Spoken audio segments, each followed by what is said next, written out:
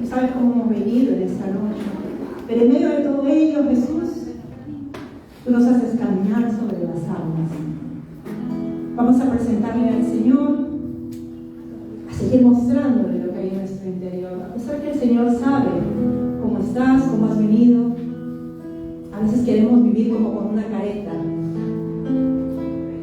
y no le mostramos al mundo cómo estamos realmente. Pues para tu Dios no hay nada oculto. Él ve tu interior.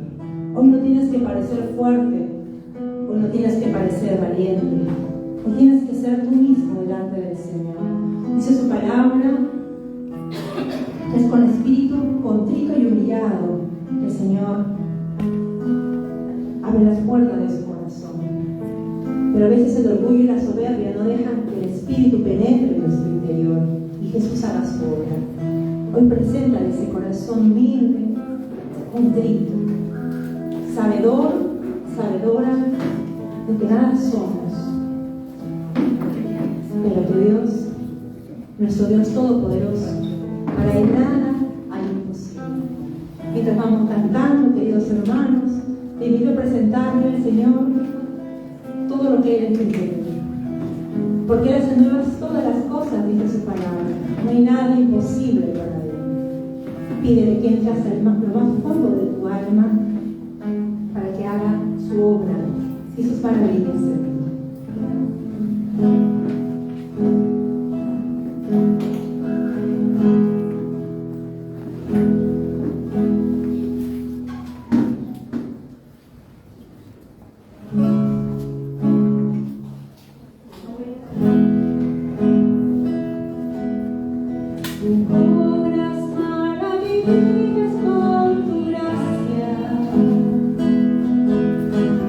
Nada es imposible.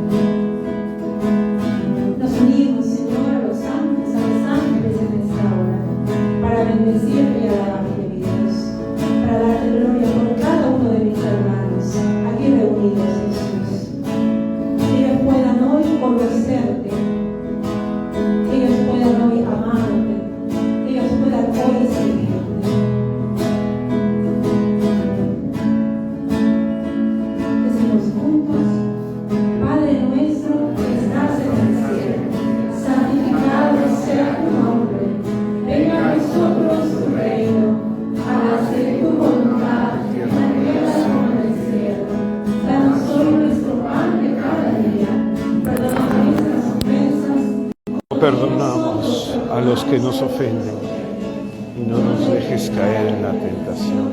Líbranos del mal. Amén. Que todo lo que hagamos, pensemos y digamos sea para darle la gloria al Padre, al Hijo y al Espíritu Santo. Como era en un principio, ahora y siempre, por los siglos de los siglos. Amén. En el nombre del Padre, del Hijo y del Espíritu Santo. Amén. Vamos a brindarle un fuerte aplauso a nuestro Señor.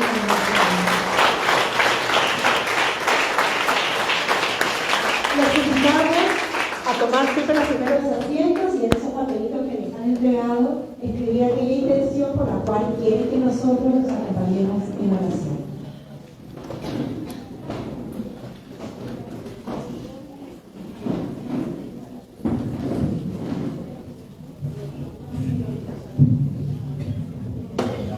Está desafinada, creo, ¿no? Sí.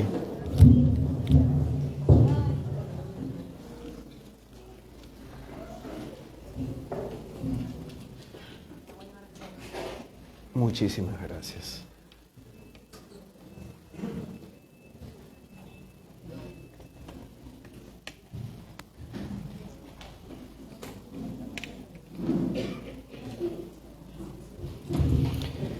Evangelio según San Marcos, capítulo 5,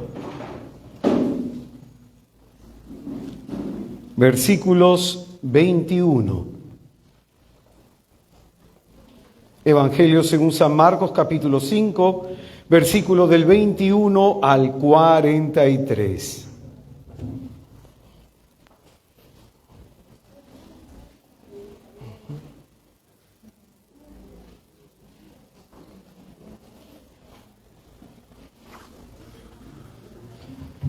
Muy buenas noches, hermanos.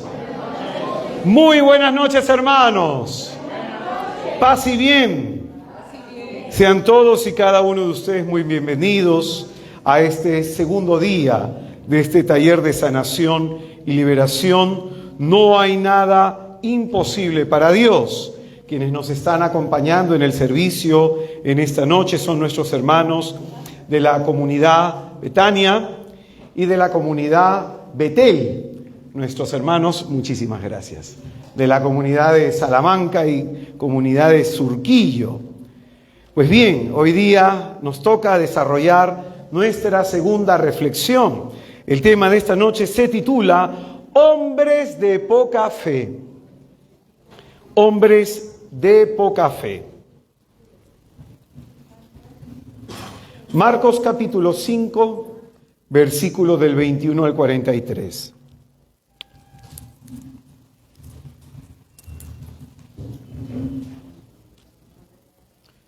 Voy a bajar un poquito el general, ¿ya?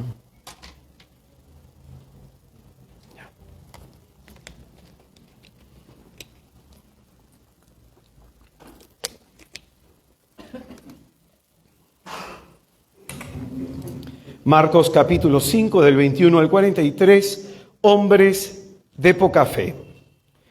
Dice la Sagrada Escritura. Jesús pasó de nuevo en la barca a otra orilla y se aglomeró junto a él mucha gente. Él estaba a orilla del mar. Llega uno de los jefes de la sinagoga llamado Jairo y al verle cae a sus pies y le suplica con insistencia diciendo: mi hija está a punto de morir. Ven, impón tus manos sobre ella para que se salve y viva. Y se fue con él. Le seguía un gran gentío que le oprimía.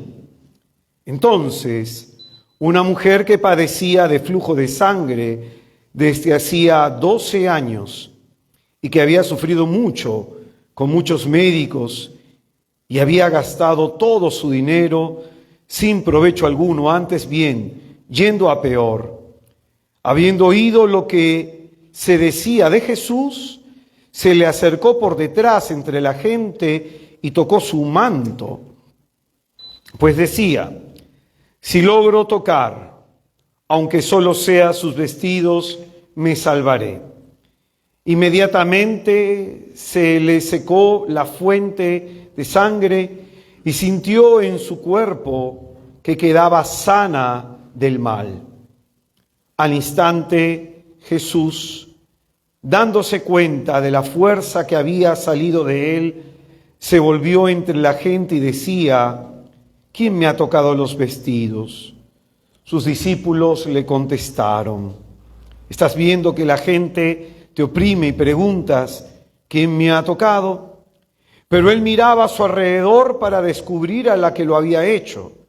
Entonces la mujer, viendo lo que había sucedido, se acercó atemorizada y temblorosa, se postró ante él y le contó toda la verdad. Él le dijo: hija, tu fe te ha salvado, vete en paz y queda curada de tu enfermedad. Mientras estaban hablando, llegan de la casa del jefe de la sinagoga unos diciendo: tu hija ha muerto, ¿a qué molestar ya al maestro? Jesús, que oyó lo que había dicho, dice al jefe de la sinagoga: no temas, solamente ten fe. Y no permitió que nadie le acompañara a no ser Pedro, Santiago y Juan, el hermano de Santiago. Llegan a casa del jefe de la sinagoga y observan el alboroto, unos que lloraban y otros que daban grandes alaridos.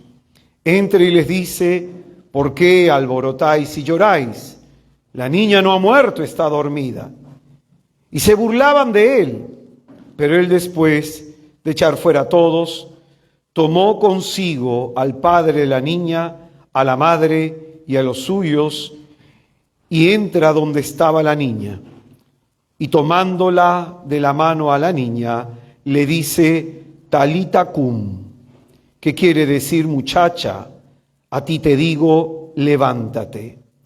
La muchacha se levantó al instante y se puso a andar, pues tenía 12 años. Quedaron fuera de sí, llenos de estupor, y les insistió mucho en que nadie lo supiera, y les dijo que le dieran a ella de comer.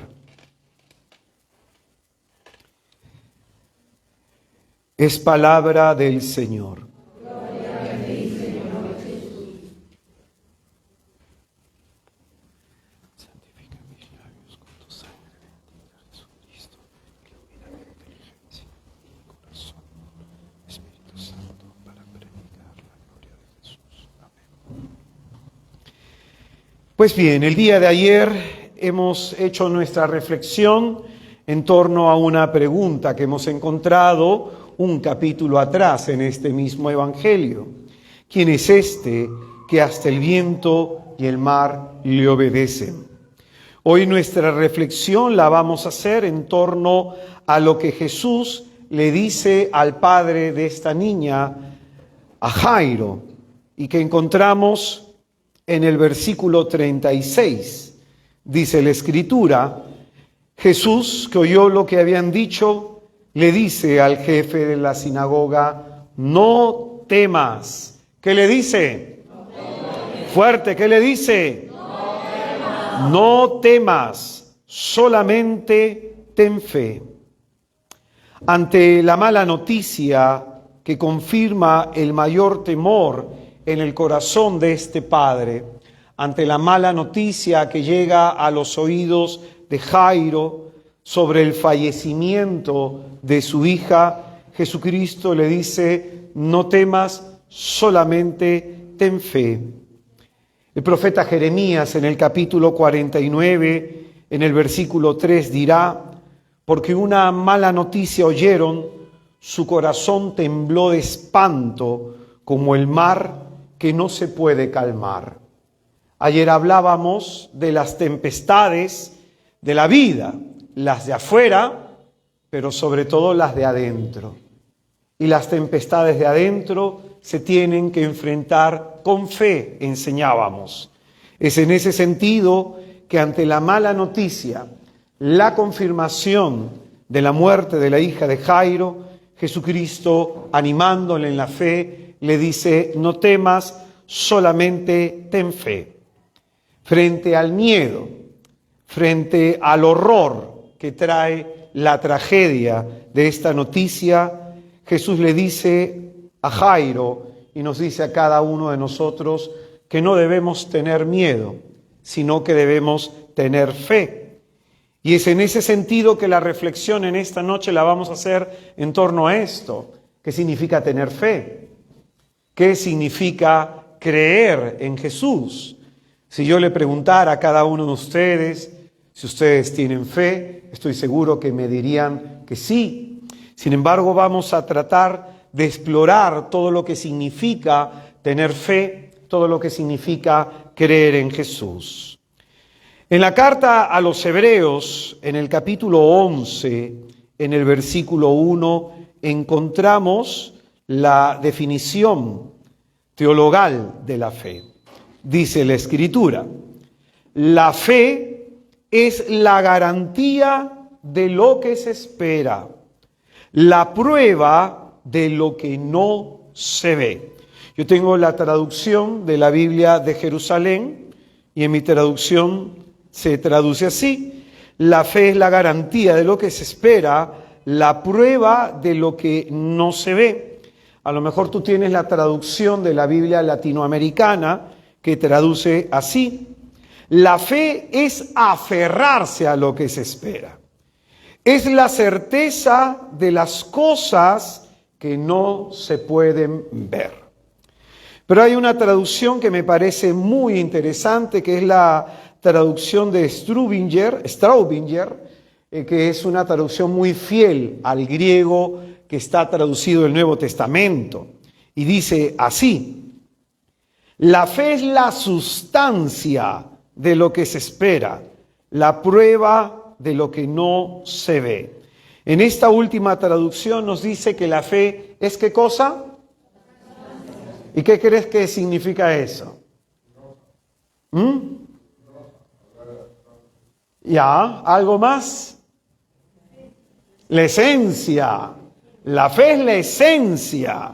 Es decir, al decirnos acá la fe es la sustancia, es decir, es el componente principal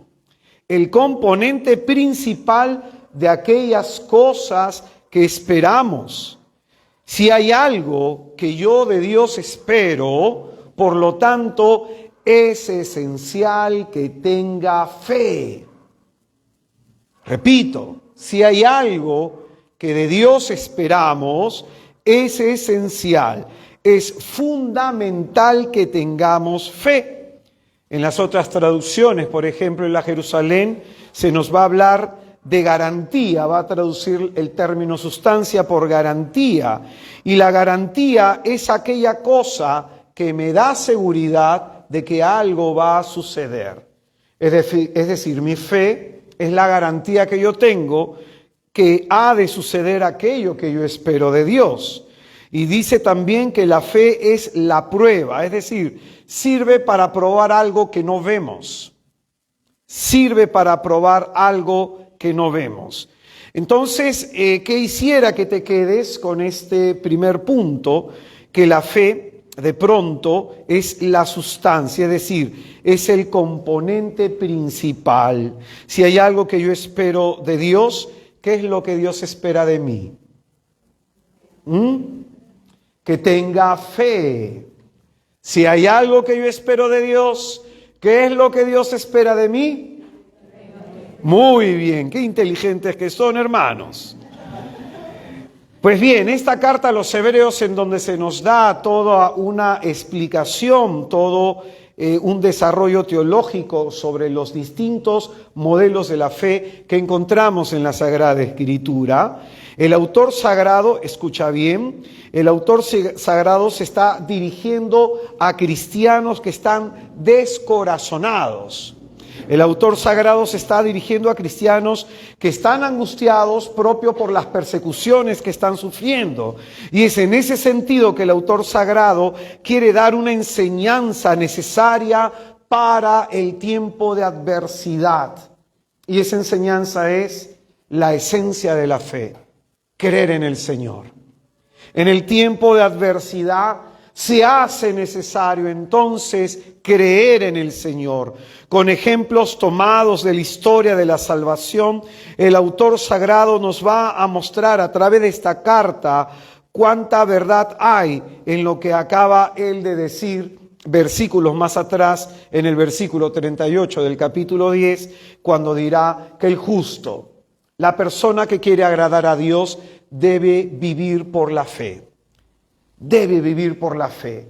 Debe vivir creyendo en el Señor. Amén. Amén. Y es en ese sentido que nos cuenta que hombres y mujeres lograron cosas aparentemente imposibles gracias a que se mantuvieron en la adversidad creyendo en el Señor. Por ejemplo, en el versículo del 32 al 34 se nos va a hablar de hombres que han atravesado todo tipo de complicaciones, dice.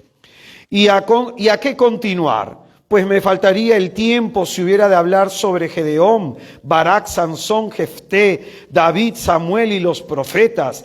Estos por la fe sometieron reinos, administraron justicia, alcanzaron las promesas, cerraron la boca a los leones, apagaron la violencia del fuego, escaparon al filo de la espada, curaron de sus enfermedades, fueron valientes en la guerra, rechazando ejércitos extranjeros. Algunas mujeres recobraron resucitados a sus hijos muertos. ¿Y todo por qué? Por la fe, por la fe. Entonces el objeto de esta carta a los hebreos es avivar la fe de sus destinatarios. Por eso es que le estamos repasando. ¿Cómo está tu fe?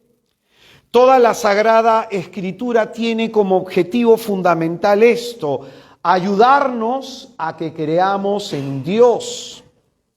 Por eso veremos más adelante que este es el único reproche que Jesucristo le va a hacer a sus discípulos: hombres de poca fe. Si descomponemos la fe, esta se compone de tres elementos. ¿Ya? Imagínate que podemos agarrar la fe y descomponerla para estudiarla, y esta se compone de tres elementos. En un primer momento, la fe es creer en la existencia de Dios. En un primer momento, repito, la fe es creer en la existencia de Dios, que Dios existe, que Dios es real, y esto debe afectar positivamente nuestra vida. Es decir, yo no puedo decir creer en Dios y vivir a mi manera. Si yo creo en Dios, esto tiene que provocar en mí una cuestión: el querer conocerlo, el querer saber más de Él, el ir a buscarlo. La carta a los hebreos, esta misma carta, en el capítulo 6 del versículo 11, la Escritura dice algo que es tremendamente importante. Dice que sin fe es imposible agradar a Dios, pues el que se acerca a Dios ha de creer, primero, que existe, y segundo, que recompensa a los que le buscan. Que existe y que recompensa a los que le buscan. Entonces, ¿cuál es el primer momento de la fe? Creer en la existencia de Dios. Y la persona que ha creído en la existencia de Dios, dice el autor sagrado, ¿qué es lo que va a hacer? Buscarlo, buscar conocerlo, querer la comunión con Él, querer saber más de Él. Viene ahora el segundo momento de la fe. El segundo momento de la fe es creerle a Dios. Creerle a Dios.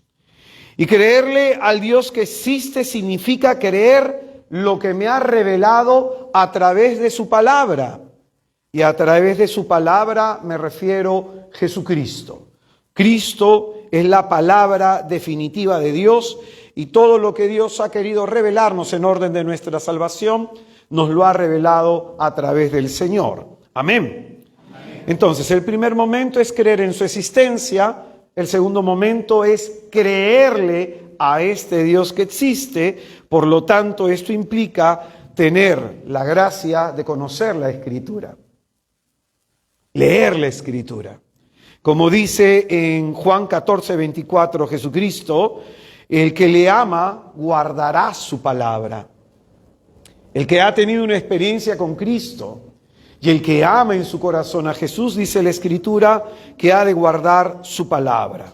Entonces, creer en la veracidad de lo que Dios nos enseña y creer que todo lo que ha sido revelado nos ha sido revelado en orden de nuestra salvación, ese es el segundo nivel de la fe. Ahora quiero que vayas analizando esto. ¿En qué nivel te encuentras tú?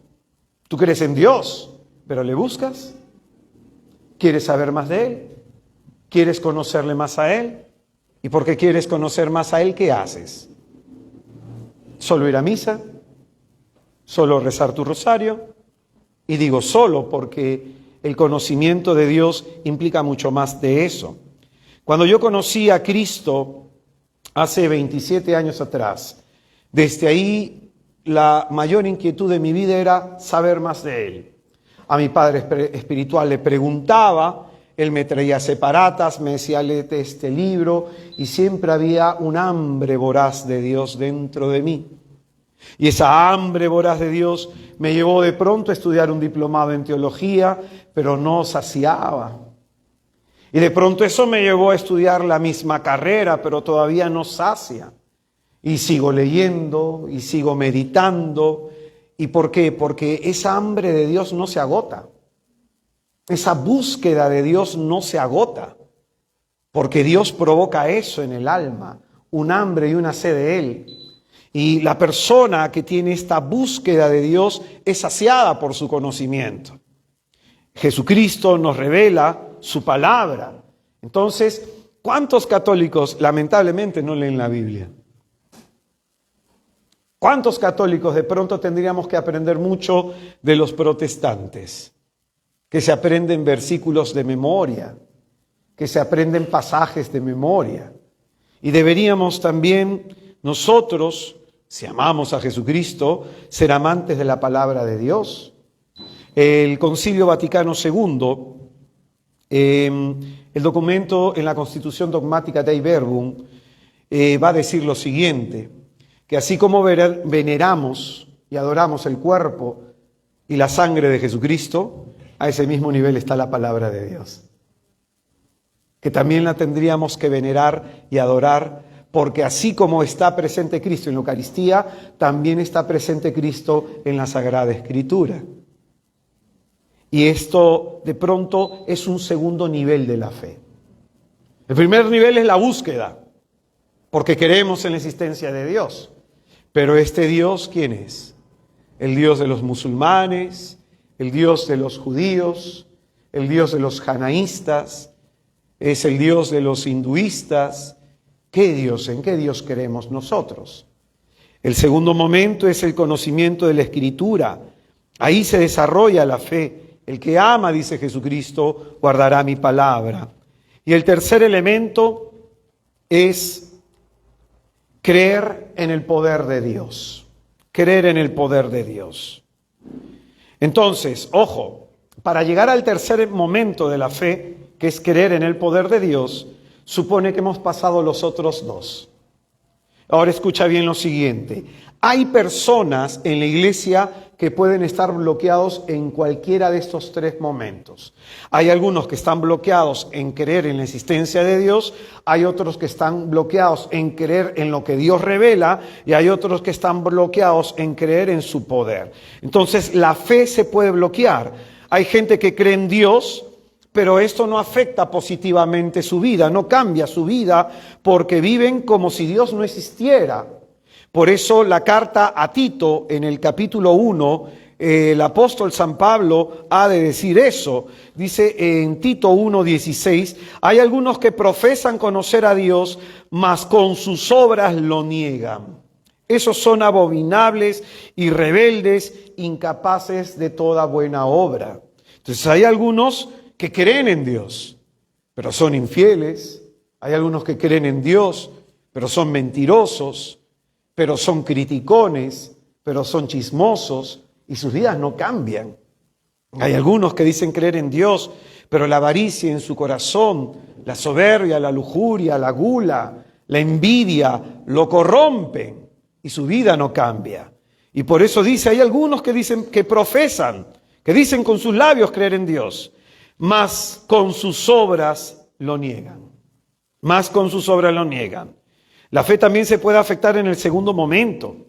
Hay gente que puede creerle a Dios en lo que Él ha revelado y llevar más o menos una vida decente, pero no profundizan en el conocimiento del Dios que se ha revelado a través de las Escrituras. No profundizan en ese conocimiento. No sé si tú te has fijado que cuando yo termino de leer la Escritura, le doy un beso a la palabra de Dios, en señal de reverencia. En señal de reverencia.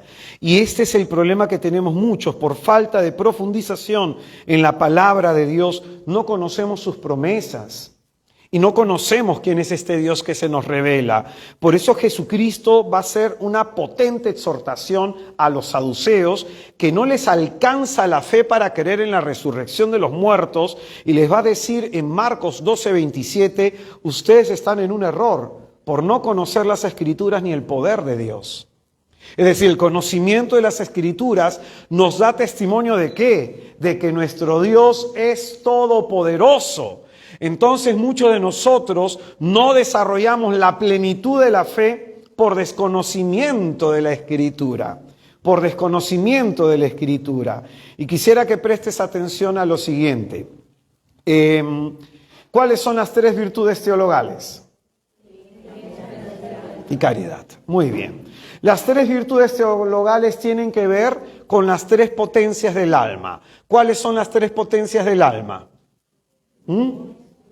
Inteligencia o entendimiento, memoria y voluntad. Pues bien, la voluntad tiene que ver con la caridad. La memoria tiene que ver con la esperanza. ¿Qué nos quedaría? ¿La fe con qué tendría que ver? Con la inteligencia, con el entendimiento, con la comprensión de lo que Dios ha revelado. Es en la medida que yo comprendo, en la medida que yo entiendo, que profundizo en el entendimiento del misterio de Dios, que mi fe crece, que mi fe aumenta. Y en el caso contrario, mientras más ignore yo lo que Dios ha revelado para mi salvación, más débil será mi fe. Y el tercer momento es consecuencia de los otros 2. Hay gente que cree en Dios, hay gente que le cree a Dios, pero duda de que Dios pueda obrar poderosamente en sus vidas. Y probablemente acá podemos estar muchos. Hay gente que duda que Dios puede obrar poderosamente en sus vidas. A veces a mí me ha tocado predicar y los hermanos se me han acercado y me dicen, hermano, pero cuando usted lo escucho dar testimonio, cuando usted le escucho decir las cosas maravillosas y asombrosas que según usted ha visto de Dios o que el Señor ha hecho en su vida, eso Dios no hace en mi vida. Hay gente que me dice eso. Eso a mí no me pasa. Eso a mí no me sucede. Y la pregunta es, ¿por qué? ¿Acaso Dios hace preferencias? No. Lo que Dios espera de nosotros es que tengamos fe. Pero a lo mejor estamos bloqueados en eso, porque dudamos. Nuestras oraciones tienen un gran contenido de duda. Y esto es lo que vamos a ir desarrollando. Entonces, es importante ver esta cuestión, porque a veces los episodios negativos de nuestra vida debilitan mucho nuestra fe. Podemos creer en Dios, en lo que Dios ha revelado, pero nos sentimos limitados para creer en que Dios quiera actuar con poder en nuestra vida. De pronto hay gente que me dice estas cuestiones y yo le digo, bueno, deberías ir a un tallercito de sanación de los que hacemos, ¿no? Para tratar de entender esta cuestión. Cuando alguien cree en Dios, cuando alguien le cree a Dios y cree que Dios puede y quiere obrar en su vida con poder, uno se mueve a enfrentar situaciones adversas que parecen imposibles. Y escucha bien, he aquí que entra 2 elementos para generar una crisis de fe en la persona: el miedo y la duda. El miedo y la duda. Hay algunos que su fe se ve debilitada por el bloqueo psicológico que poseen. Es decir, tienen pensamientos llenos de miedo y el miedo engendra la duda. Ese es el testimonio que se nos da en esta carta, la importancia de la fe. Mi fe garantiza que Dios va a hacer por mí aquello que espero de Él. Amén. Entonces, este tipo de fe que nos habla el autor sagrado no se desarrolla si uno no busca a Dios. No se desarrolla si uno no conoce las Escrituras. Y no se desarrolla si uno no cree en Dios en medio de las adversidades. No se desarrolla, porque la fe es un don de Dios. Dios nos ha dado a todos los que estamos acá fe. Escucha bien. En el bautizo dice la Escritura que Dios nos ha otorgado la medida de fe que Él determinó. Todos tenemos fe. Entonces, si alguien te dice que tú no tienes fe, si tú crees que no tienes fe, eso es un error. Todos tenemos fe. Sin embargo, hay algunos que la han ejercitado y hay otros que no. Hay algunos que han trabajado en ella con una vida religiosa profunda, enfrentando tribulaciones, enfrentando pruebas. Porque ¿qué es lo que genera el miedo? Que huyamos. El miedo lo que va a generar eso, que no tomemos decisiones. El miedo lo que va a generar es que si tenemos que ir por acá a enfrentar algo difícil, busquemos atajos, busquemos otras rutas. Entonces, el hombre de fe, la persona de fe, se ha ejercitado en la oración, en el conocimiento de las Escrituras y enfrentando las crisis, enfrentando las tribulaciones. Las tribulaciones llevan a que nuestra fe teórica se vuelva una cuestión práctica. Lo que se almacena acá, baja de aquí, acá, por la oración.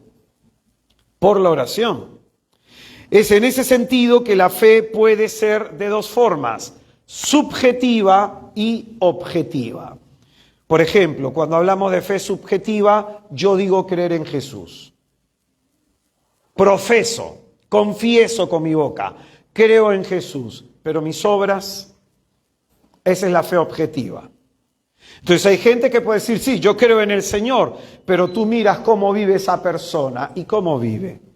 Conforme el Evangelio de Cristo, y ahí entonces se ve que probablemente esta persona dice y confiesa a Jesús con sus labios, pero en su estilo de vida no ha acogido el Evangelio. Por eso Santiago va a decir que hay gente en la iglesia que tiene la fe muerta.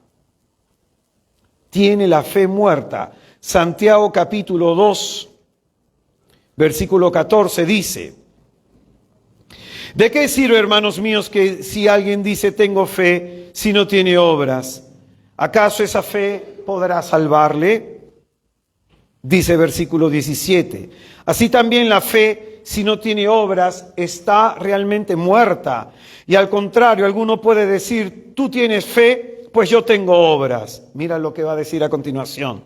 Muéstrame tu fe sin obras, y yo por mis obras te mostraré mi fe. ¿Tú crees que hay un solo Dios? Haces bien. También los demonios creen y tiemblan. Mira lo que dice, es tremendo lo que dice Santiago. ¿Tú crees en Dios? ¿Creen en Dios, hermanos? Sí. También los demonios. ¿En qué te diferencias? ¿Ah? ¿Y cuál es la obra? ¿Qué hizo el demonio en el principio? Muy bien, entonces ¿cuál es la obra? Ah, muy bien. La obra de la fe es la obediencia de la fe. Dios dice, yo lo hago. No lo dudo. Dios dice, yo lo hago. Ahí se desarrolla la fe.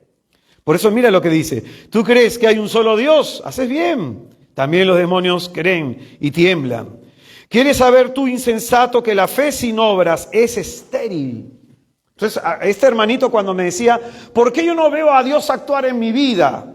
¿Cuál es su problema? ¿Dios o su fe? ¿Cuál es el problema? Oye, yo cuando escuchaba, cuando predicaban, cuando yo empecé en el comienzo de mi vida espiritual, escuchaba a los hermanos que predicaban, yo lo veía con asombro. Y yo en mi corazón decía, yo quiero que lo mismo me pase, Señor. Y cuando el Señor te pone aquí a alguien al frente, sin importar el burro que lleve en el lomo a Jesucristo, este testimonio de la persona que te está dando, es con una intención, que lo que Dios hizo por esa persona, también lo quiere y lo puede hacer por ti. Ese es el objetivo del testimonio. No para que uno diga, ay, yo no le creo al hermanito. Ay, siento envidia en mi corazón. No, por eso dice el Santiago, dice, una fe sin obras es estéril. Porque yo creo en Dios, oro. ¿Lo veo? ¿Lo oigo acá? No. Pero porque yo creo, oro. A veces, la fe tiene que ver con eso. Moverse por la convicción de lo que queremos, sin sentir, solo moverse por la convicción de lo que creemos. Entonces esto que nos está diciendo es importante, que hay gente que puede tener fe, pero su fe es estéril, no da fruto, no produce vida. ¿Y por qué? Acuérdate los tres componentes de la fe: creer en Dios, creerle a Dios, ¿y cuál es el tercero? Creer en su poder. Que Dios puede y quiere actuar poderosamente en mi vida. Dile al que está a tu izquierda, a tu derecha, Dios quiere y puede actuar poderosamente en tu vida. Una vez más, díselo por favor.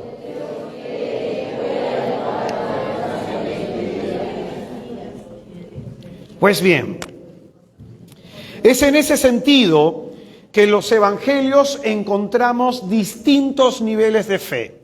Ojo, Dios a todos nos ha dado la gracia de creer, pero no todos tenemos el mismo nivel de fe. Por eso en los evangelios vamos a encontrar 4 niveles de fe. Vamos a empezar de lo más alto a lo más bajo. La fe grande. En la primera carta a los Corintios, en el capítulo 13, en el versículo 2, San Pablo va a llamarle a esto la fe en plenitud. La plenitud de la fe. En los evangelios, en Mateo capítulo 8, en el versículo 10, Jesucristo alaba la fe del centurión diciendo, no he hallado en Israel una fe tan grande como la de este hombre. Y también en Mateo capítulo 15, en el versículo 28, Jesucristo le dirá a aquella mujer cananea que vino de la región de Tiro y de Sidón, le dirá, hija, qué grande es tu fe, que te suceda como has creído. Son los 2 únicos pasajes en los evangelios en donde vamos a encontrar que Jesucristo exalta la fe de alguien en este sentido. Qué grande es tu fe. ¿Amén? Amén. Pues bien, es muy valioso esto, porque los 2 son paganos. Son hombres paganos. Hombres paganos que han creído en Jesús, en lo que han oído de Él. Segundo momento de la fe. La fe idónea. La fe idónea. Tener una fe idónea significa que nuestra fe tiene las condiciones óptimas que permiten a Dios actuar en nuestra vida. Repito, tener una fe idónea significa tener las condiciones óptimas para que Dios actúe en nuestra vida. Algunos ejemplos bíblicos. En Marcos capítulo 10, versículo 52, Jesucristo le va a decir al ciego de Jericó, tu fe te ha salvado. ¿Por qué experimentó la salvación de Jesús el ciego de Jericó? Porque creyó. Pero su fe no era grande, sino que su fe era idónea, lo necesario. Estaba en óptima condición para permitir que Dios actúe en él. Esta misma expresión, tu fe te ha salvado, la encontramos, por ejemplo, en Marcos, capítulo 5, en el versículo 34, que hemos leído sobre la hemorroísa. Esta mujer, dice la Escritura, que escuchó lo que se había dicho sobre Jesús, lo que se hablaba de Jesús, y se animó a ir al Señor pensando en su interior, si toco el borde de su manto me sanaré. Y esta mujer literalmente le robó un milagro al Señor. Y Jesucristo, después de conversar con ella, le va a decir, hija, tu fe te ha salvado. Por ejemplo, en Lucas capítulo 17, versículo 19, también encontramos lo mismo. que se presentan los leprosos, son curados, uno regresa a dar gracias a Jesús y el Señor le dice, tu fe te ha salvado. ¿Amén? Amén. ¿Claros hasta acá? Pues bien, ahora viene el descenso, la parte más complicada y donde vamos a encajar la gran mayoría. La poca fe. La poca fe. Aquí comienzan a aparecer las dificultades para creer. La expresión gente de poca fe es bastante continua en la Escritura, aparece varias veces en los labios de Jesucristo como una corrección constante que hace a sus discípulos. Jesucristo corrige siempre a sus discípulos diciéndole, frente a las circunstancias difíciles, frente a las tribulaciones, frente a las adversidades, hombres de poca fe. Por ejemplo, en Mateo capítulo 6, versículo 30, ante las preocupaciones del día a día, Jesucristo les dice, hombres de poca fe. En Mateo 8:26, ante el miedo que sintieron frente a la tempestad, Jesucristo les dice, hombres de poca fe. En Mateo 14:31, Jesús le reclama a Pedro por sus dudas, que son las causas o la causa por la cual él se hunde en las aguas. Y le dice, Pedro, ¿por qué dudaste?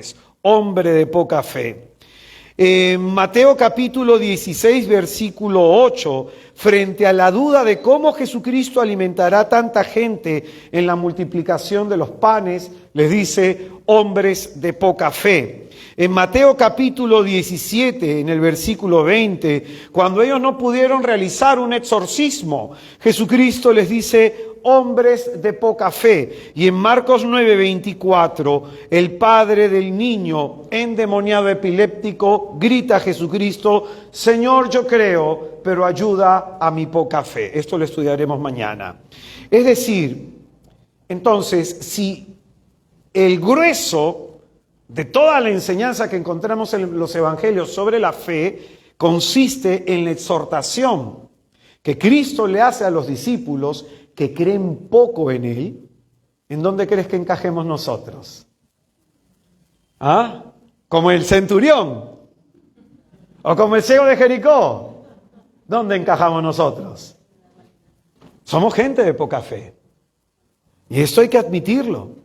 La palabra poco indica que es menor de lo que se espera. Tener poca fe significa... Tener poca fe no significa no creer. Ojo con esto, porque eso ya es incredulidad. Tener poca fe no significa no creer, sino que creo, pero poco. Creo, pero poco. Tener poca fe significa que nuestra fe es insuficiente para alcanzar o permitir algo. El término poco significa esto. Insuficiente para alcanzar algo o para permitir alcanzar algo. Entonces, tener poca fe significa que nuestra fe es insuficiente para alcanzar algo de parte de Dios o para permitir que Dios actúe en nuestra vida. No nos alcanza para alcanzar. Nuestra fe, en ese sentido, es limitada en su creer en la posibilidad de que Dios actúe en nuestra vida. Y cada vez que aparece este término, poca fe, en los labios de Jesús como una exhortación a sus discípulos, es porque Jesucristo encuentra dos emociones dominantes dentro de ellos, miedos y dudas. Eso lo estudiaremos el jueves. Miedos y dudas. Entonces, el miedo que engendra la duda termina ahogando y empobreciendo la calidad de la fe del creyente. Sobre todo el miedo, que es algo constante que Jesucristo trata de corregir en el corazón de sus discípulos. Ayer, ¿qué le dijo Jesucristo a sus discípulos frente a la tempestad? ¿Por qué tenéis tanto? ¿Por qué tenéis tanto? Entonces, hay distintos niveles de miedo. El temor, el miedo, el horror, el terror y el pánico. Yo desarrollé todo un taller al respecto, lo encuentras en mi canal de YouTube, Israel de Cristo, que se llama Sanando la herida profunda de donde brotan mis miedos. ¿Y por qué tiene ese título tan largo? Porque los miedos brotan de nuestros traumas psicológicos. Los miedos brotan desde ahí, desde nuestro dolor emocional. Entonces, detrás de todo miedo hay una herida. Y esa herida me impulsa a tener miedo a sufrir. Entonces hay distintos niveles de miedo. El temor que se siente ante lo desconocido, el miedo que genera ya un bloqueo psicológico y es como que intuimos lo que nos va a pasar porque ya hemos tenido experiencias dolorosas en el pasado. El horror, que es una situación y sabes que te va a suceder algo grave.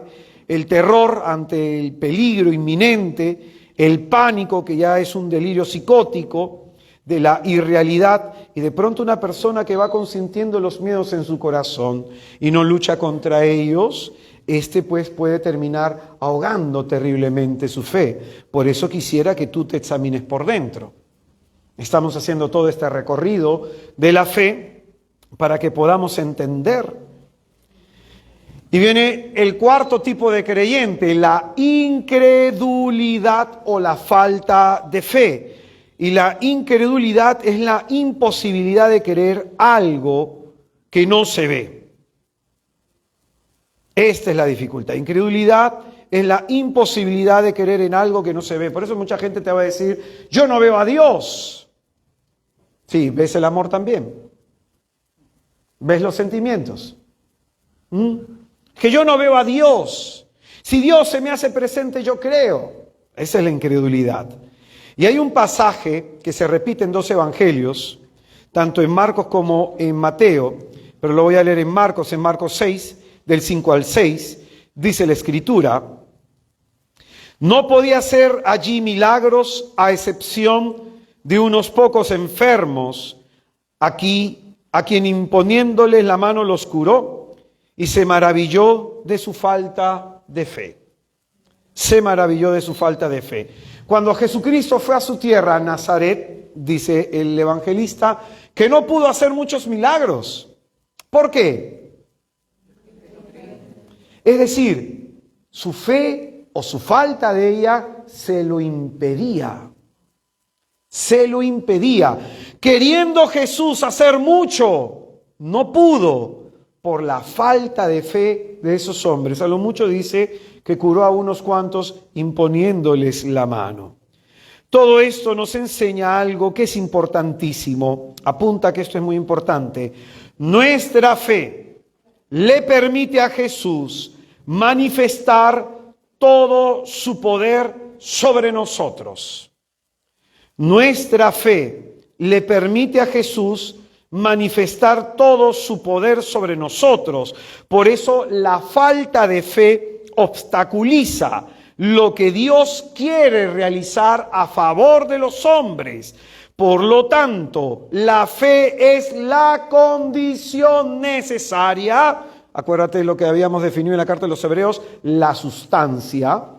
La fe es la condición necesaria para la realización de un milagro, para la acción extraordinaria de Dios sobre nosotros. Un día recuerdo que me tocó hacer una jornada de sanación en Miraflores y les hice una pregunta a los hermanos. Sentí hacerles esta pregunta desde mi corazón. Ustedes que han venido a pedirle al Señor por su salud, ¿creen que Él quiere y puede realizarlo? Entonces muchos me quedaron mirando. Y esto significa de que a veces nuestra fe está bloqueada. Por eso Jesucristo en Marcos 9:23 va a hablar de la omnipotencia de la fe. Va a presentar a la fe como aquello que permite que todo se realice en nosotros. En Marcos 9:23 a este padre desesperado de este niño endemoniado epiléptico le dirá, todo es posible ¿para quién? ¿Para quién? Para el que cree. Para el que cree, todo es posible. Para aquella persona que cree. El milagro es una intervención de Dios que por su misericordia actúa a favor del hombre con el fin de restaurar su vida. Pero este milagro se establece a través del vínculo de la fe. A través del vínculo de la fe. El milagro invita al hombre a acercarse a Dios, a creer en Dios. Y desde los evangelios sinópticos, los milagros requieren la fe del hombre para su realización. Hay un texto que es muy hermoso en Mateo 9, versículos del 27 al 29, la curación de 2 ciegos. Mateo capítulo 9, versículos del 27 al 29, dice la Escritura. Cuando Jesús se iba de allí, le siguieron 2 ciegos gritando: ten piedad de nosotros, hijos de David. Y al llegar a casa, se acercaron los ciegos y Jesús les dice, mira lo que les pregunta Jesús antes de hacer el milagro, ¿ah? Mira lo que le pregunta. ¿Creéis que puedo hacer eso? ¿Qué les pregunta Jesús? ¿Para qué fueron los ciegos buscando a Jesús? Para recibir un milagro de parte de Él. Entonces Jesucristo, antes de realizarlo, primero evalúa la condición de su fe. ¿Creen que puedo hacer eso? Dícenle, sí, Señor. Entonces les tocó los ojos diciendo, hágase en vosotros según vuestra fe. Para bien o para mal, en nosotros va a suceder aquello que creamos. ¿Tú crees que, no, es que el Señor no escucha mi oración? ¿Cuántos piensan eso? No, es que el Señor a mí no me oye. Va a suceder según tu fe. Según tu fe. Mira qué importante enseñanza que extraemos de este pasaje. ¿Creéis que puedo hacer eso? Lo que has apuntado en tu hojita de papel. ¿Tú crees que Jesús lo puede hacer? Lo que estás pidiéndole al asistir estos días. ¿Tú crees que Jesús lo puede hacer?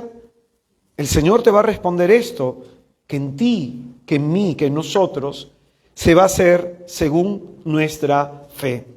Entonces, en Mateo 17, del 14 al 20, se nos cuenta un exorcismo que no pudo realizar los discípulos del Señor, y cuando ellos se le acercan a Jesucristo, ellos le preguntan, Señor, ¿nosotros por qué no pudimos exorcizar a esta persona? Y el Señor les responde, porque tienen poca fe. Porque tienen poca fe. Es en ese sentido que aparece la fe como mediadora del milagro. No hay fe en el corazón del hombre, el milagro o aquello que Dios quiere realizar por él no se va a dar. Entonces es en ese sentido que la fe aparece como mediadora del milagro, como una condición, como un requisito indispensable que permite a Dios manifestar todo su poder sobre la vida del hombre. Amén. De ahí lo que Jesús le dirá continuamente a sus discípulos, si tuvieran fe, ¿de qué tamaño? De un grano de mostaza. Cristo eligió la semilla más pequeña en el reino, no eligió la pepa de una palta. La semilla de mostaza. ¿Y sabes qué significa eso?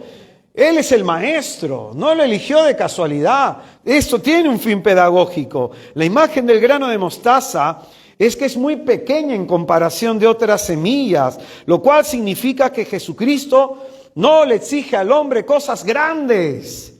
Jesús le pide al hombre siquiera que crea un poquito en él. Que creas un poquito en él. Amén. Amén. Amén. Porque ese poquito que creas en él le va a permitir a él hacer cosas grandes en tu vida. Amén. Por eso, hermano mío, ¿cómo está tu fe? A lo mejor tú tienes una fe pues del tamaño de la pepa de la palta, pues. ¿Ah? Ya está sobrado. El punto es que el Señor nos pide en esta hora que tengamos fe. Amén. Vamos con la explicación del pasaje del comienzo. la curación de una hemorroísa y la resurrección de la hija de Jairo. Dice el versículo 21.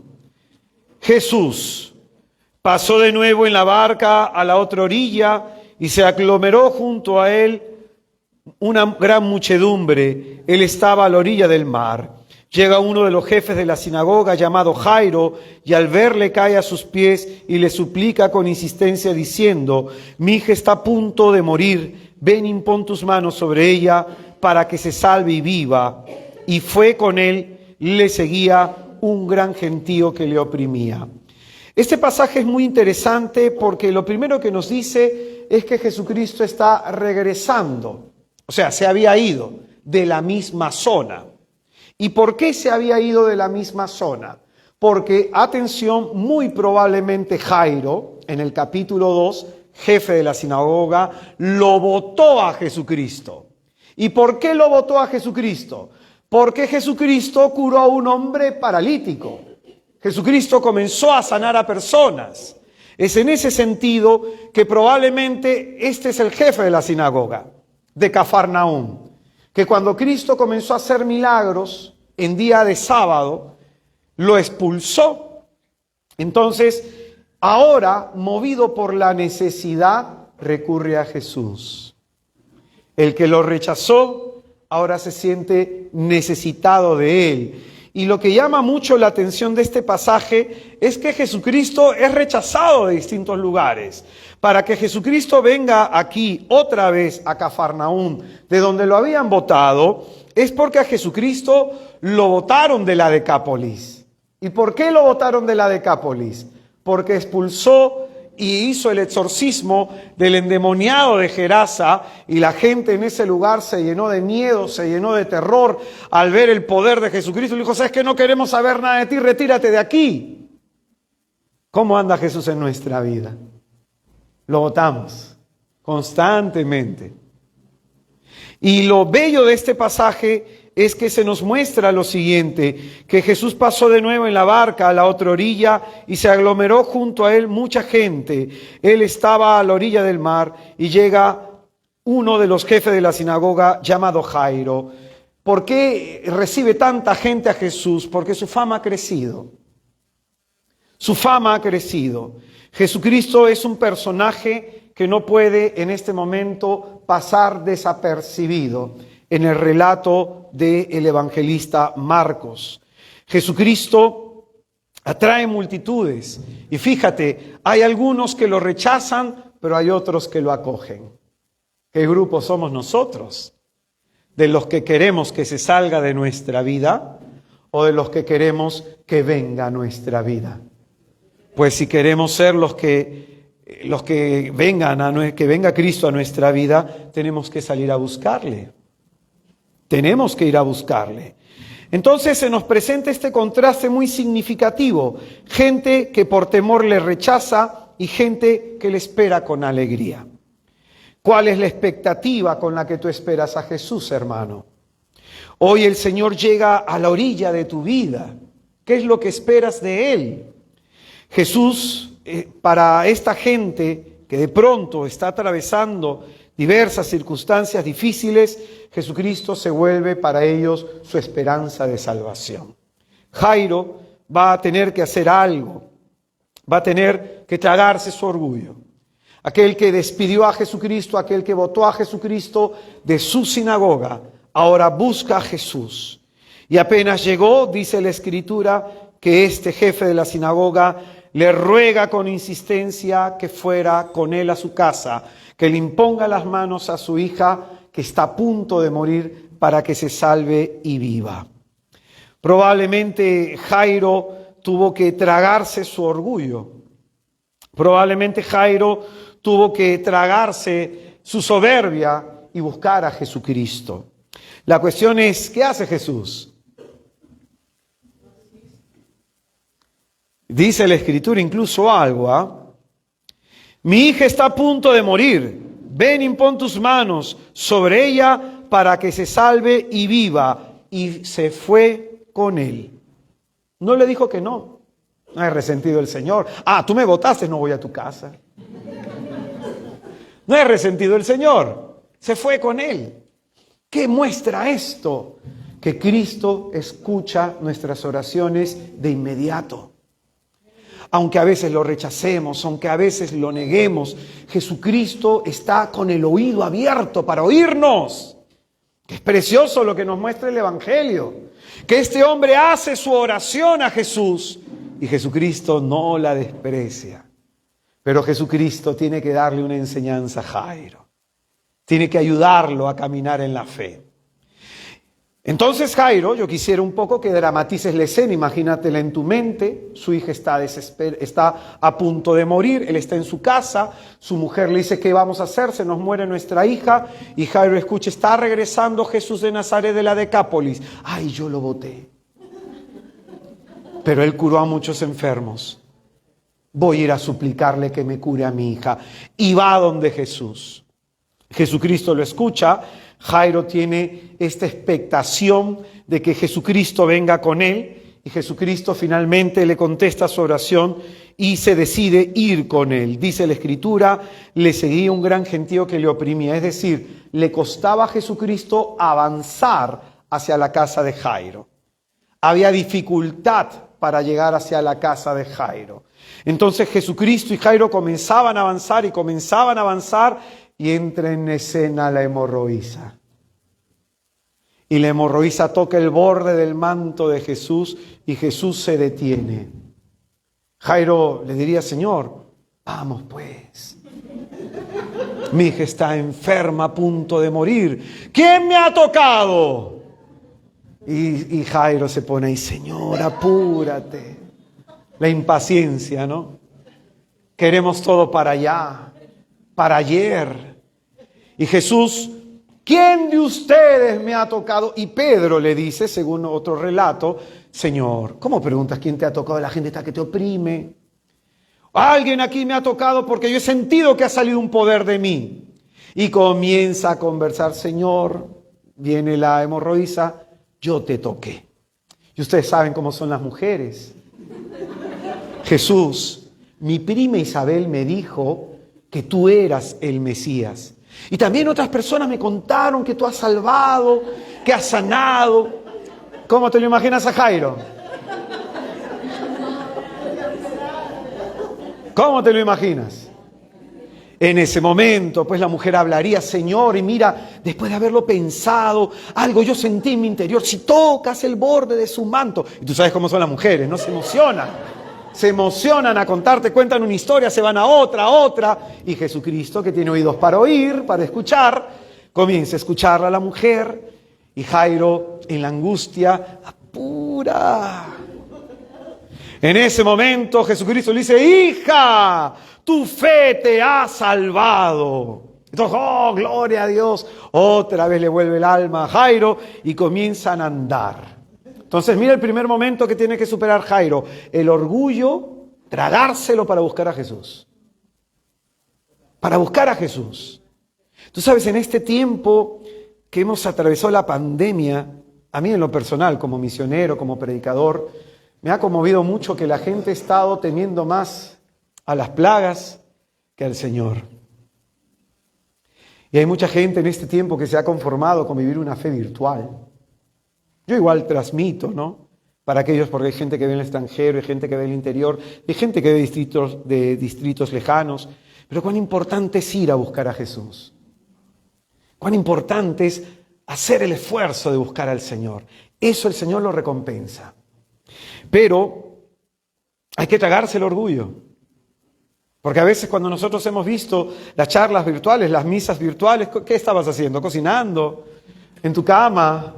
¿Haciendo otras actividades o no? Pero qué distinto es estar acá. Y es que la fe nuestra, solitos ahí, no es lo mismo con la fe de todos, que ejerce una influencia distinta. Entonces, buscar a Jesús, el primer acto de la fe. El segundo acto es tener paciencia. Jairo tiene que tener paciencia. Jesucristo le contestó de inmediato, pero se dieron circunstancias que hicieron más lento el paso del Señor. ¿Y esto el Señor lo sabía o no? Por supuesto, por supuesto. Jairo pide una cosa, ven conmigo, lo cual denota fe. Jesús va con él, pero nos encontramos pues con esta escena del hemorroísa. Luego viene el momento más difícil para Jairo. Dice, estás viendo que la gente te oprime y te preguntas, ¿quién te ha tocado? Pero él miraba a su alrededor para descubrir la que lo había hecho. Entonces la mujer, viendo lo que le había sucedido, se acercó atemorizada y temblorosa, se postró ante él y le contó toda la verdad. Él le dijo, hija, tu fe te ha salvado, vete en paz y queda curada de tu enfermedad. Mientras estaba hablando, llegan de la casa del jefe de la sinagoga unos diciendo, tu hija ha muerto, ¿a qué molestar ya al maestro? Llegó la mala noticia, Jairo. Todos vivimos con el miedo de que nos lleguen malas noticias. Llegó al corazón de Jairo lo que menos esperaba. Llegó esta mala noticia a Jairo. Y dice la Escritura, Jesús, que oyó lo que habían dicho, dice al jefe de la sinagoga, no temas, solamente ten fe. Jairo está en un dilema, una mala noticia, tu hija acaba de morir. Pero Jesucristo le dice, no temas, ten fe. ¿En qué crees? ¿En cuál de las dos? Ahí uno tiene que hacer una elección. ¿Le crees a tu diagnóstico? ¿Le crees a lo que han dicho de ti? ¿Le crees a las palabras mutiladoras de tu padre, de tu madre, de tu cónyuge? ¿Le crees a todo lo malo que pueden haber dicho de ti? Las malas noticias llegan, pero también llega la palabra de fe. Jairo tiene que hacer una elección. ¿Me aferro al llanto, al dolor, o enfrento el llanto y el dolor con fe? Y Jairo, yo me lo imagino, que cada paso que daría hacia su casa, acompañado con Jesús, estaría repitiendo esta ejaculatoria. No temas, solamente ten fe. No temas, solamente ten fe. La prueba de Jairo es difícil. Recibe la peor de todas las noticias. Le pasa justo lo que más temía. Por eso decide Jesús acompañarle. No lo dejó ir solo, porque Jesús sabía que tenía que sostener la fe de Jairo. Amén. Amén. Tú no caminas solo cuando te llegan las malas noticias. Tú no estás solo, porque el Señor dijo, yo jamás te abandonaré, yo jamás te dejaré. Y en otro pasaje dijo, he aquí que yo estoy con ustedes todos los días hasta el final. Entonces, justo cuando llegan las malas noticias a nuestra vida, Jesús está ahí para traernos esperanza. Ante la mala noticia de Jairo, Jesucristo le dice, no temas. ¿Cómo no temer, Señor? Si el temor, el miedo, es una emoción natural. ¿Cómo no tener miedo? Pero el Señor te dice, sobreponte al miedo y ten fe. Es normal tener miedo, ¿ah? Pero sobreponte al miedo y ten fe. Con ello el Señor le dice que quien tiene la última palabra en la vida de Jairo y en lo que pasa en su vida es Jesús. Él tiene el poder para cambiar cualquier situación, aunque aparezca imposible, aunque las cosas se vean difíciles. El Señor nos pide tener fe. Amén. Amén. Hermano, es que la impaciencia, ¿sabes qué logra? Que tomes malas decisiones. Y yo he tomado muchas malas decisiones a lo largo de mi vida. Por eso dice la Escritura, el diablo tuerce los rectos caminos de Dios. Y de pronto hay personas que toman la decisión de hacer una cosa, de hacer otra cosa, de hacer otra cosa en un momento de desesperación. Por ejemplo, una persona que se separa, justamente hoy día hablaba con uno, inmediatamente se ha separado de su marido y ya la mujer se está metiendo con otro. Porque piensas que me va a ganar el tren, me voy a quedar sola, y vive en pecado mortal. Y ella no cree ni le alcanza para creer que Dios puede salvar ese hogar, ese matrimonio, esa familia. Y así muchos toman decisiones apresuradas, toman decisiones a la volada. Jesucristo que nos dice, no temas, solo ten fe. Y viene la cuarta prueba para Jairo. Llegan a la casa del jefe de la sinagoga y observan el alboroto. Unos que lloraban, otros que daban grandes alaridos. Entra y le dice: ¿por qué alborotáis y lloráis? La niña no ha muerto, está dormida. ¿Qué es lo que evidencia Jairo cuando llega a su casa? Imagínate qué impresionante debió ser cuando llegó y estaba escuchando el llanto de las personas que estaban ahí. Su mujer se acercaría y ¿qué le diría? ¡Jairo, nuestra hija se murió! ¿No te lo imaginas así? ¿Y qué le dijo Jesús? No temas, solo ten fe. Frente a lo que creemos que es el final, Jesús nos invita a esperarlo todo de Él. Jesús nos dice que nos hace falta fe para ver lo que creemos que se va a dar si nos mantenemos firmes en Él. El Señor despide a las personas de ese sitio, se acerca con el padre y la madre y tomándola a la niña de la mano le dice: Talita cum, que quiere decir: muchacha, a ti te digo, levántate. La muchacha se levantó al instante y se puso a andar, pues tenía 12 años.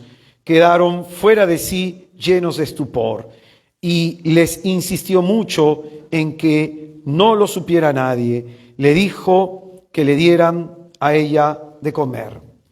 Pregunta: ¿para qué fue Jairo a buscar a Jesús? Impusiera sus manos y su hija se salvara y viviera. ¿Hizo Jesús lo que pidió Jairo? ¿Hizo Jesús más de lo que esperaba Jairo? Por eso lo tenía que llevar en ese proceso de la fe.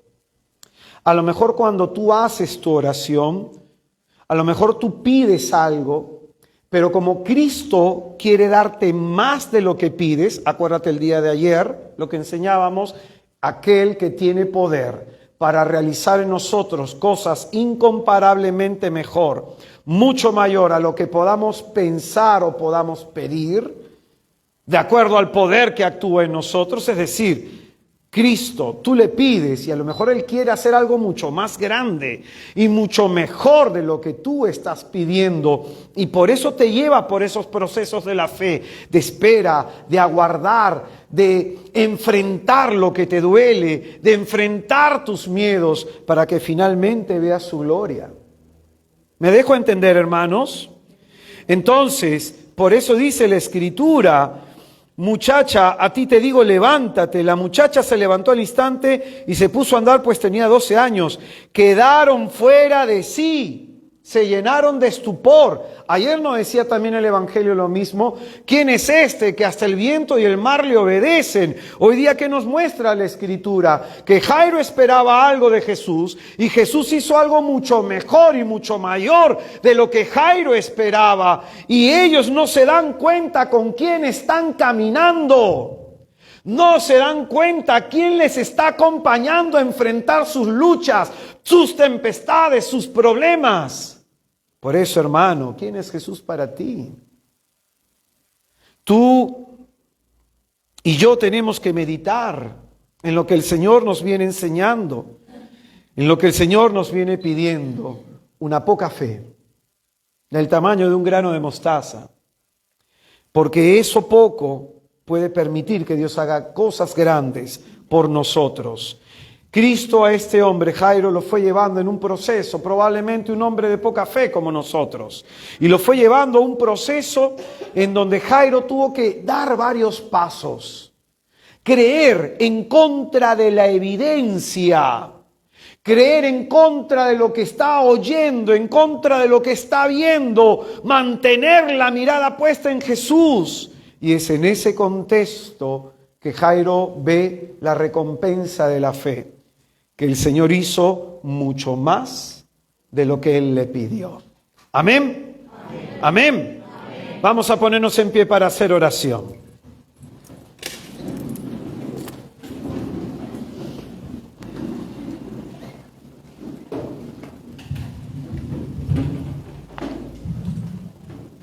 Gracias.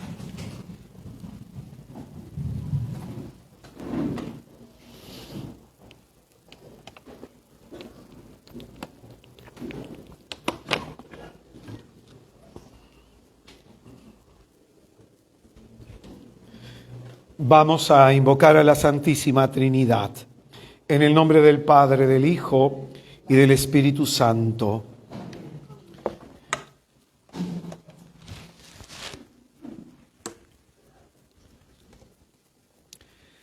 Cierra un momento tus ojos, por favor. Y quisiera que mires en tu corazón cuáles son las malas noticias que han llegado a tu vida.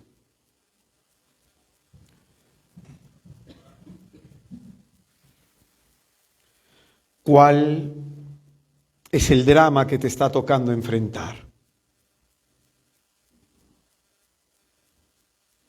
En esta noche, frente a las adversidades de nuestra vida, Jesús nos pide lo siguiente: no tengas miedo, solo ten fe.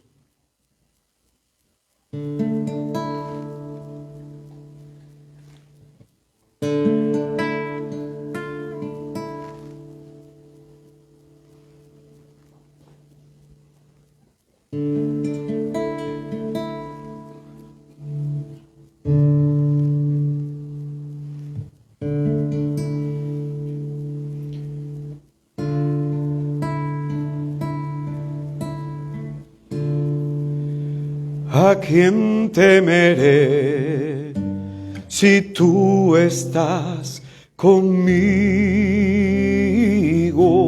¿A quién temeré si a mi lado estás tú? Jesús no te ha dejado solo. Jesús no te ha dejado sola. Jesús está caminando contigo y aunque a veces no lo veas, es Él quien te sostiene. Es Él quien te está animando hoy día a no rendirte y creer.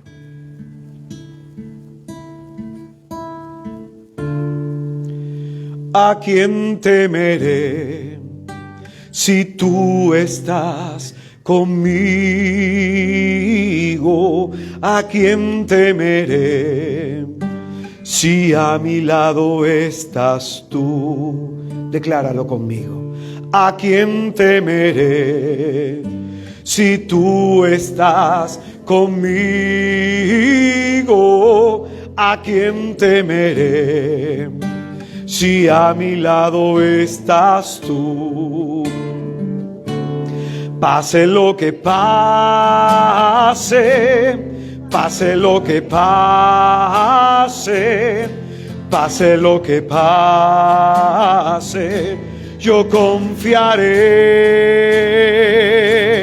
Pase lo que pase, pase lo que pase, pase lo que pase, yo confiaré. ¿A quién temeré si tú estás conmigo? ¿A quién temeré si a mi lado estás tú?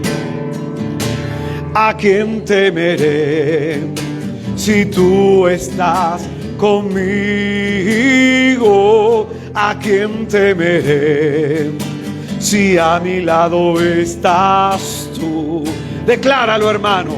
Pase lo que pase, pase lo que pase, pase lo que pase, yo confiaré. Decláralo. Pase lo que pase, pase lo que pase, pase lo que pase, yo confiaré, yo confiaré solo en ti, Señor.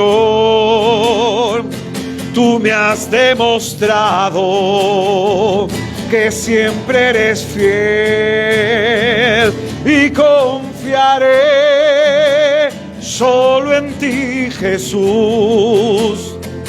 Tú me has demostrado que siempre eres fiel.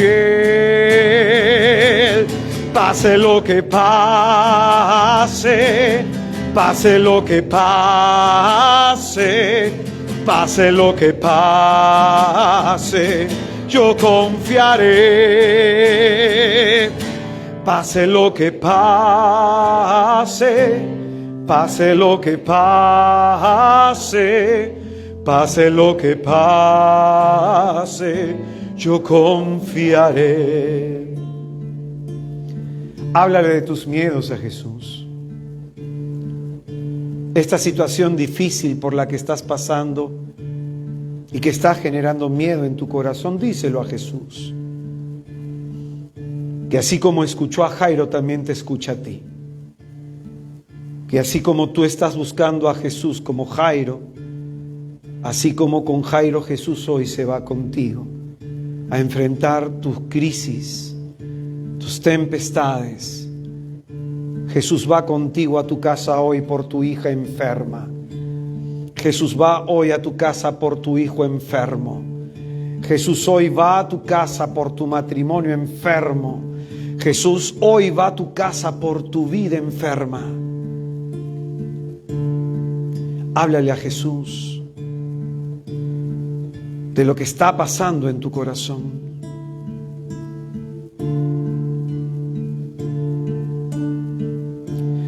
No temo ningún mal si tú estás conmigo.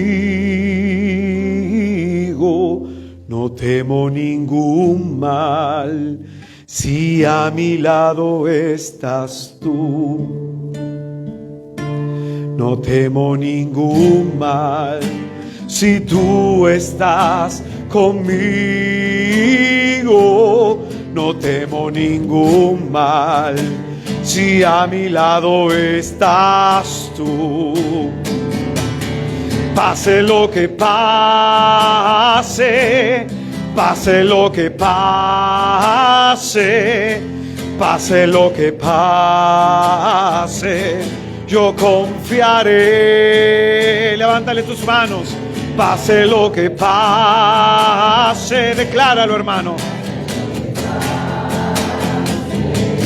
Pase lo que pase, yo confiaré. Díselo a Jesús. Yo confiaré solo en ti, Señor. Tú me has demostrado que siempre eres fiel. Y confiaré solo en ti, Jesús. Tú me has demostrado que siempre eres fiel. Pase lo que pase, pase lo que pase, pase lo que pase, yo confiaré. Pase lo que pase,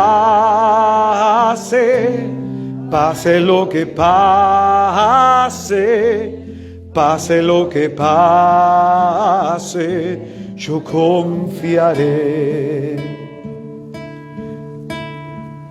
Yo no sé qué está pasando en tu vida, hermano, pero sí lo sabe Jesús. Y Jesús te pide que confíes, que no consientas el miedo en tu corazón que usurpa la fe, porque más se puede creyendo en Él.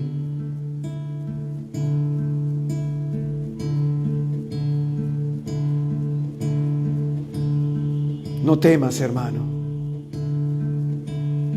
solo ten fe.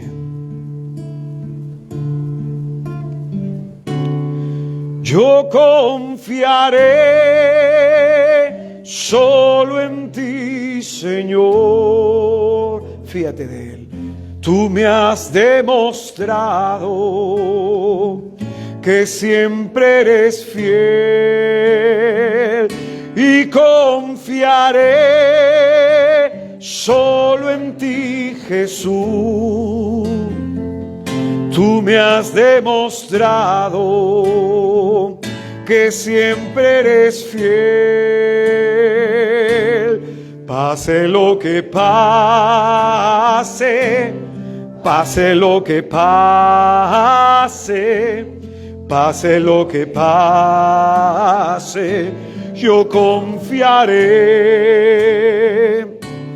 Pase lo que pase, pase lo que pase, pase lo que pase, yo confiaré. Pase lo que pase, yo confiaré. Pase lo que pase, yo confiaré. En tus manos, Señor, ponemos nuestra vida y todo lo que en este momento está pasando en ella. Y te pedimos, por tu infinito amor, por tu gloria y tu poder, que actúes en nosotros, Señor.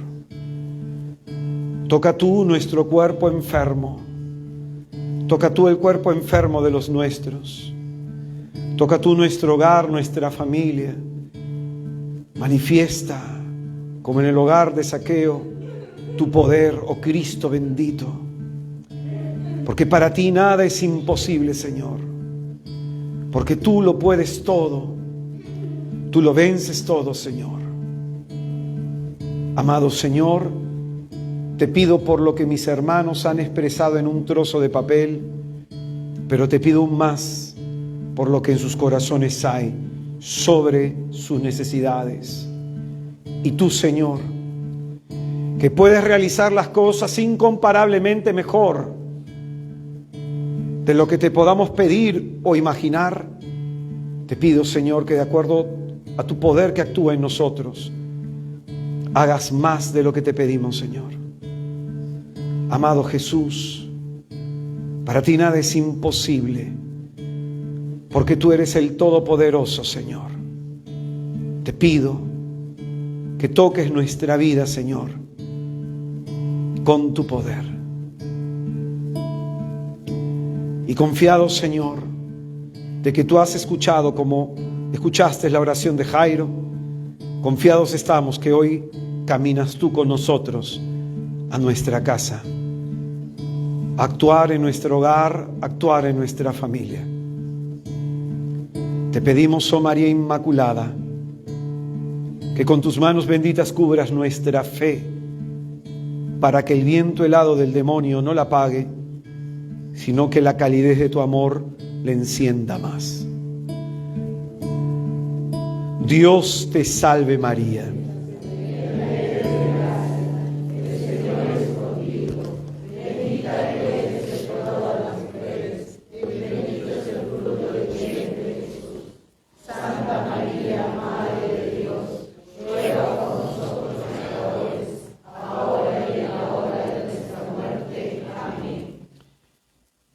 Que el Señor les bendiga y les guarde, que el Señor haga resplandecer sobre ustedes su rostro en el día de su angustia, voltee hacia ustedes su mirada. Que Él, que es Dios Todopoderoso, les conceda el don de la paz, el don de la salud, el don de la esperanza, que nos conceda la gracia de vivir con fe y con alegría, de poder creer para ver la gloria de su poder en nosotros.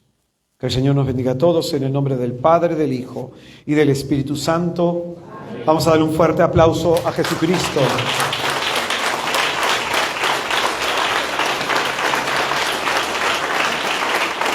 Tomamos asiento un momentito, hermanos queridos. Algunos avisos importantes. Como había dicho el día de ayer, este taller tiene un propósito: prepararnos para el retiro de sanación que vamos a dar el 16 y 17 de diciembre. Este retiro de sanación se llama Yo soy el que te sana. En este retiro vamos a hablar de los 3 tipos de enfermedades: la enfermedad física, la enfermedad psíquica y la enfermedad espiritual. Vamos a enseñar qué tipo de oración son para cada enfermedad. Vamos a hablar de los sacramentos que tienen que ver con cada una de estas enfermedades y vamos a hablar de todo lo que implica tanto la curación, la liberación y la sanación interior, que son tres tipos de cosas distintas. La curación es la parte física, la sanación es la parte psicológica y la liberación tiene que ver con el área espiritual. Entonces, yo soy el que te sana. Para ir a ese retiro tenemos que tener fe, por eso es este taller. Entonces, para aquellos hermanos que desean participar, este retiro va a ser en el auditorio de la Parroquia Sagrado Corazón de Jesús en Magdalena del Mar, que queda a la cuadra 5 de Magdalena. Está cerquísima de acá también. Entonces, cualquier cosa, los que se quieran inscribir, los que se quieran matricular para el retiro, al final los hermanos van a estar inscribiendo. Este es un retiro abierto, es decir, uno va de 8 de la mañana hasta 5 de la tarde el primer día y también el segundo día, uno duerme en su casa.